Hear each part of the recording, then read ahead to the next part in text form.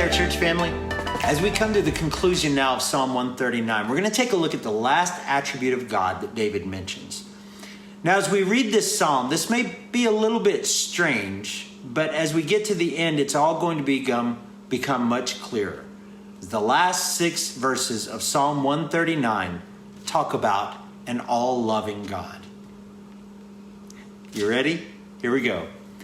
Oh, that you would slay the wicked, O God. Depart from me, therefore, you bloodthirsty men, for they speak against you wickedly. Your enemies take your name in vain. Do I not hate them, O Lord, who hate you? And do I not loathe those who rise up against you? I hate them with perfect hatred. I count them my enemies. Search me, O God, and know my heart.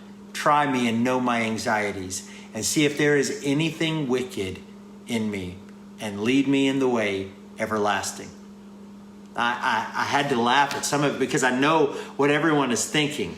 How in the world does this section of Scripture explain God being all loving? Well, after contemplating the omniscience, the omnipresence, and the omnipotence of God, David thinks about those puny men who dare to turn against him and concludes that their punishment has to be well-deserved. And they're going to be some people who raise eyebrows at David's prayer as being something a little less than Christian in its tone. They'll say that he's being judgmental and it's incompatible with divine love. But truth be told, I feel like the love of God has been emphasized out of proportion to his holiness and to his righteousness. It is true that God is love, but that is not all of the truth. That is only one of his attributes, and his love can never be exercised at the expense of any other attribute. Think about the fact that the men who are trying to kill David are seeking to murder the man after God's own heart. If we do wrong, do we not deserve punishment? If we turn against God, are there not consequences? When the Israelites turned against God, he allowed opposing forces to put them into captivity, but reminded the prophet Jeremiah that he had a plan for them and that he would prosper the nation. But they had to face the consequences of the sins that they had committed.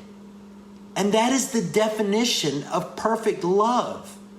That while we were yet sinners, Jesus died for us.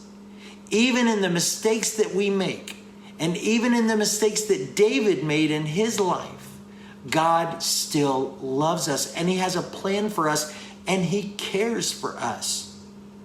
And look at the last 2 verses of this psalm.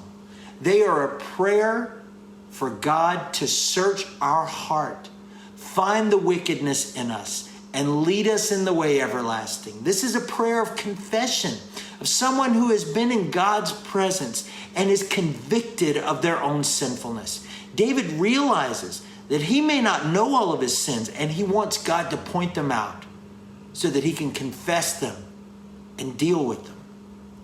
David was repenting of his sins and asking God to help him walk away from him. And that is an all-loving God who sees the sinfulness within us and yet still loves us enough to bring us back to him when we truly ask for forgiveness. I love an omnibenevolent God. Well, God bless you, church family. We'll see you very soon.